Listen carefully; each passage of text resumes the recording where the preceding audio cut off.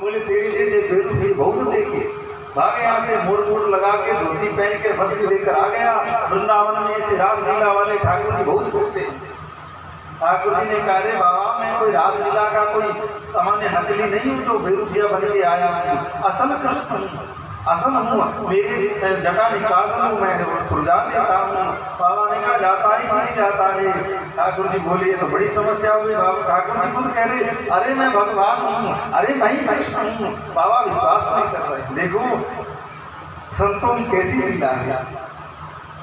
और भगवान भी बड़े संशय में पड़ गए कि बाबा को कैसे बताऊं कि मैं भगवान हूँ। बाबा तो मानने को तैयार नहीं है। बाबा ने कन्हैया बोले, अब बाबा तू बता कैसे विश्वास करेगो कि मैं भगवान हूँ? तो बाबा ने कही भगवान के तो माता पिता हैं, नंद बाबा यशोदा हैं, बाल बाल हैं, तुम तो अकेले ही हो। तो भगवान ने कहा चलो उनको ही बुला लेता हूँ। तो भगवान तुरंत, भगवान को क्या समय लगे, तुरंत वहां पर ग्वाल बाल प्रकट हो गए। क्या बाबा अब तो विश्वास कर, मैं कृष्ण देख मेरे ग्वाल बाल भी आ गए। बाबा बोला जैसे तू भी कोई बेरू भी आए तो ये भी तुझे पकड़ के ले आया हो। ब्रजवासी बालक बहुत घूमते हैं कि इनको ले आया होगा, मुझे भजन करने से जाए। पर महाराज जब भक्त तकलीफ में होते हैं तो भगवान को चैन नहीं पड़ेगा, फिर भगवान सोते नहीं। आज की जगन्नाथपुरी की 20 घटनाएं ऐसी होती है, भगत में कोई पीड़ा पड़ती है तो रात भर जगन्नाथ प्रभु सोते नहीं है। पुजारी लोग बार बार सैया लगाते हैं, बार बार पर्दा लगाते हैं, भगवान सो जाओ। भगवान कहते हैं आज मेरा भगत कहीं पर बैठा मेरी याद में होता है, उसको नींद नहीं आ रही है तो मैं कैसे हो जाऊं। और भगवान बार बार वहां जाकर लीला करते हैं, अरे मेरा भगत सो जाए तो मैं भी विश्राम। भगवान को बड़ी चटपटी लगी कि अरे बाबा तुम 3 दिन से खड़े कष्ट पा रहे हो, तो मान ले मेरी बात, मैं ही कृष्ण हूँ। बाबा कुछ बोले नहीं, भजन करने लगे। अब सोचा कि ऐसे नहीं माने को, नंद बाबा यशोदा को लानो पड़ेगा। तो नंद बाबा यशोदा को भी प्रकट करेंगे। अरे बाबा अब तो मान ले, तो बाल बाल भी आ गए, मैया यशोदा नंद बाबा भी आ गए। बाबा ऐसे गर्दन घुमा के देख के बोले कि अब महाराज ये भी कहीं से कुछ ब्रजवासियों को ले आया। आखिर में महाराज का कैसे माने को। बाबा ने कही अगर तू कृष्ण हो तो तेरे संग राधा रानी अवश्य होती, तो अकेले ही ऐसी ही बातें कर रहे हो। अगर असल में कृष्ण तो राधा को लेकर के आओ। तो ठाकुर जी बरसाना पहुंचे हैं और आकर के राधा रानी के चरणों में प्रणाम। हे प्रिया जी मेरे संग चलो। ठाकुर राधा रानी ने कही कहाँ चलना है? बोले एक बात सिद्ध करनी है। तो बोले महाराज तो तुम ही कराओ। तो बोले मैं तो कब से लगा हुआ हूँ सिद्ध करने पर, बाबा मानता ही नहीं है, ये तो तुम ही सिद्ध कर सकती हो। बोले क्या बात है? बोले मैं कृष्ण हूँ, इस बात को तुम ही सिद्ध कर सकती हो, इसीलिए चलो। तो देखो राधा रानी के बगैर कृष्ण आ जाए तो विश्वास नहीं करना। बहुत ये लीलाधारी और 3 जगह से टेढ़ा और काम लीला सब टेढ़ा, तो राधा रानी संग में आए तभी विश्वास करना। तो राधा रानी कहा चलो। राधा रानी प्रकट हो गई। बाबा ने कहा अरे बाबा को तो विश्वास कर ले, किशोरी तो पधार गई। बाबा ने देखा झर आंखों झरझरों की धारा बह पड़ी और प्रणाम किया। और राधा रानी और श्याम सुंदर दोनों ने मिलकर के बाबा की जटा सुलझाई। और राधा रानी ने कहा कि बाबा आप क्यों नहीं माने, क्या में आपको क्या कमी लगी जो तुम आपने आपको कृष्ण नहीं माने हो? बाबा ने कहा प्रिया जी असल बात कहूँ, मैं तो पहले बार में जान गया कि यही कृष्ण है, और अगर मैं ये कह देता हूँ कि तू ही कृष्ण है तो ना इन बाल बालन के दर्शन होते, ना नंद बाबा यशोदा के दर्शन होते, और ना आपके दर्शन होते। या कि तो मैं जब चाहता हूँ तब दर्शन कर ले, तभी तो यह झाड़ी में फंसे हो। या को दर्शन हो रहे हो तो तभी तो आकर मेरी जटा याद कर। ठाकुर जी बड़ी हंसी और ऐसा इसलिए आने। तो भगवान ब्रजवासियों से प्रेम करते हैं और भगत अनेक भावों के द्वारा भगवान को जाते हैं, भगवान को प्रकट करते हैं और भगवान को सुख देते हैं। कितने ऐसे प्रसंग ब्रज के हैं, आजकल के हैं, जिनमें ठाकुर ने प्रत्यक्ष आकर के लीला करी, राधा रानी ने प्रत्यक्ष आकर के लीला करी। आज में वृंदावन में ठाकुर प्रत्यक्ष विराजते हैं। बस थोड़ी सी भजन की आवश्यकता है, थोड़ी सी समर्पण की आवश्यकता है, थोड़ी श्रद्धा और विश्वास की आवश्यकता है। आज भी आप श्री कृष्ण के दर्शन कर सकते हो। खाली ये कथा नहीं चल रही है कि महाराज आ गए और 7 दिनों तक कथा सुनाई, अच्छी कहानी बताई, अच्छे प्रसंग बताए, अच्छे उदाहरण देने हो गई कथा, ऐसी बात नहीं है। एक एक बात आते बस सुनने वाले को विश्वास होना चाहिए। कितने ऐसे श्रोता हुए जिन्होंने कथा में भगवान मिल गए। राम सुखदास जी की 20 ऐसे प्रसंग हैं जिनमें सुनने वालों को भगवान मिल गए। श्री जयदयाल गोविंदका जी के जीवन के विशेष ऐसे संस्मरण है जिनमें भगवान मिले। एक बार ऋषिकेश में प्रवचन चल दिया था। एक बड़ा वट वृक्ष है पुराना, उसके नीचे सत्संग हुआ करता था। तो सत्संग हो रहा था और गंगा जी के किनारे पर जो वृक्ष है ऋषिकेश के पास में, तो अचानक सुगंध आने लगी। अचानक दिव्य सुगंध आने लगी। सब आश्चर्य में पड़े कि इतनी सुगंध, ऐसी सुगंध कहाँ से आ रही। और बंद कमरे में धूप जलाई जाए तो कमरे में कई बार सुगंध आ जाती है, पर खुली जगह में बहुत सारी मात्रा में सबको एक साथ सुगंध आना विशेष बात है। तो सब आश्चर्य में पड़े कि अरे दिव्य सुगंध कहाँ से आ रही है। तो किसी ने पूछा भाई जी से, सेठ जी से, वो सत्संग करवा रहे थे, बोले महाराज ये सुगंध कहाँ से आ रही है। उन्होंने कहा भगवान खड़े हैं, भगवान खड़े हैं, उनके शरीर की सुगंध ये आ रही है। दर्शन तुम नहीं कर सकते, पर तुम कथा सुन करके तुम्हारा ऐसा भाव कहीं न कहीं कुछ हो गया है जो तुमको भगवान की सुगंध सुनने में आ रही है, ज्ञान में आ रही है।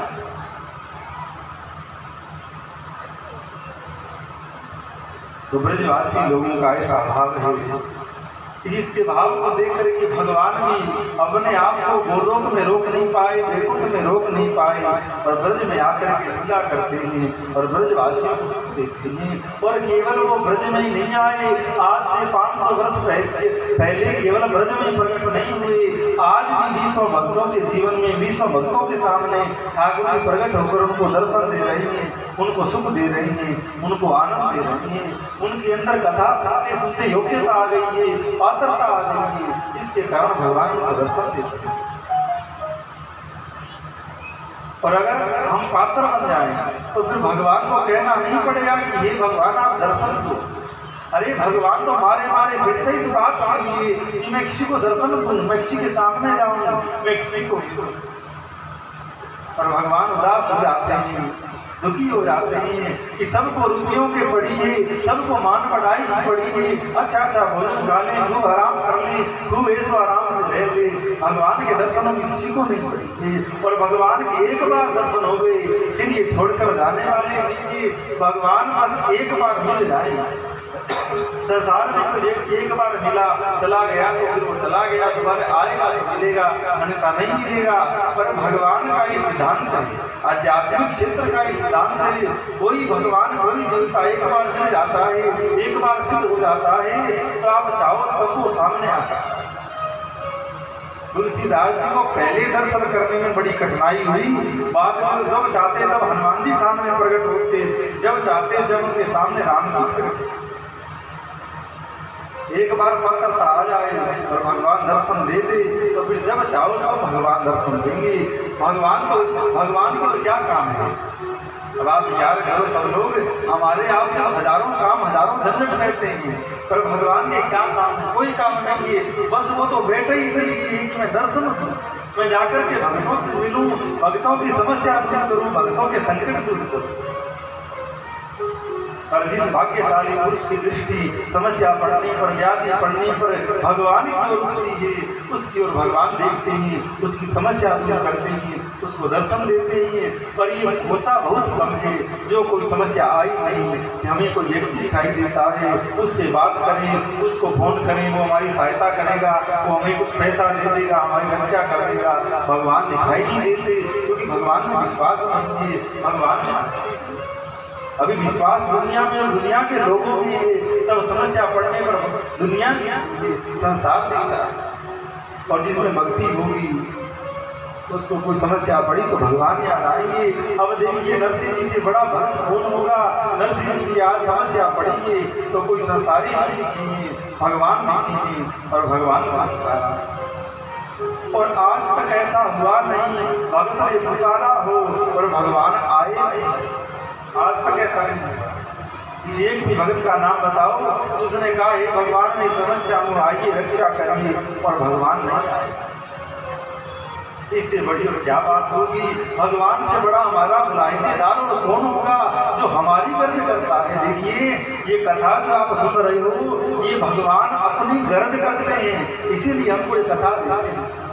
मान लो कोई किसी की गर्ज करे तो उसको कुछ सामान, जैसे मैया अपने बेटा की गर्ज करती है, बेटा माँ की गर्ज करता तो माँ की सेवा करता, माँ को कुछ सामान देता, कुछ सामग्री देता, उस तरह भगवान हमारी गर्ज करते हैं, तभी अपनी कथा देते हैं, तभी अपनी कथा देते हैं, अपना चिंतन देते हैं, अपनी भक्ति देते हैं। संत लोग क्या करते हैं, भगवान अवतार क्यों नहीं लेते। लोग कहते हैं द्वापर में, सतयुग में, त्रेता में भगवान कई बार प्रकट हुए, अब क्यों नहीं प्रकट होते हैं। संत कहते वो तो आज भी प्रकट होने को तैयार है, तुम यशोदा तो बनो, तुम कौशल्या तो बनो, तुम बाबा नंद और दशरथ तो बनो, भगवान आज भी आने को तैयार है। जैसा मैया कौशल्या का है, जैसा जीवन माँ यशोदा का है, ऐसा जीवन को बनाओ, भगवान आ सकते हैं, भगवान तो तैयार है। और ब्रजवासी लोग भगवान से अपार प्रेम करते हैं, मानो ब्रजवासियों का भगवान को छोड़कर के और कोई है ही नहीं। भले ही दिखने में संसार किसी लीला है, गोपी है, बाल है, गाय है, सबका परिवार है, सबके बाल बच्चे हैं, पर एक एक जीव का प्रेम भगवान में है। भले ही एक घर में 10 सदस्य रहते हैं पर आपस में किसी का प्रेम नहीं है, सबका भगवान में प्रेम है। इसीलिए वृंदावन ये है और वृंदावन की चर्चा की। तो सुखदेव जी परीक्षित को कहते हैं कि आज अक्रूर वृंदावन में पधारे, यहाँ तक आपने कल अक्रूर वृंदावन में आए हैं, नंद बाबा से मिले हैं, नंद बाबा ने आने का कारण पूछा है और अक्रूर ने बताया मैं कृष्ण को लेने आया हूँ। नंद बाबा सोचे अरे सीधा ही आकर कहते मैं तुम्हारे बच्चे को लेने आया हूँ, कोई क्या कोई समझदारी कोई सज्जनता की बात है। आते ही बात करते हमसे पूछते, फिर अपने छोरा को भेजे नहीं भेजे वो हमारी मर्जी, आते ही बोले लेने आया हूँ, किसे पूछ कर लेने आए। अक्रूर जी ने कहा कृष्ण के माता पिता से पूछ कर लेने आए। अब वो रास्ते अरे ये पूजा बात कर रहे हमसे कब पूछा, तुम तो आ गए हो, लेने ही आ गए हो, पहले पूछते फिर बात होती तब कोई हम बात करते हैं। तो श्री अक्रूर जी ने पूरी बात बताई है। आप जिस रात यशोदा के घर में बालक का जन्म हुआ था उस रात्रि में आप सब योग माया के वशीभूत होकर सब सो गए थे और वसुदेव जी लाली को लड़का को लेकर आए थे, वो तो तुम्हारी यशोदा के पास सुला दिया था और लाली को लेकर चले गए थे। तुमने सुना था कि चतुर्भुज रूप से कंस के सामने बालिका प्रकट हुई थी, वो बालिका को रोज नहीं तुम्हारी पुत्री थी, तुम्हारे घर में जन्म हुआ।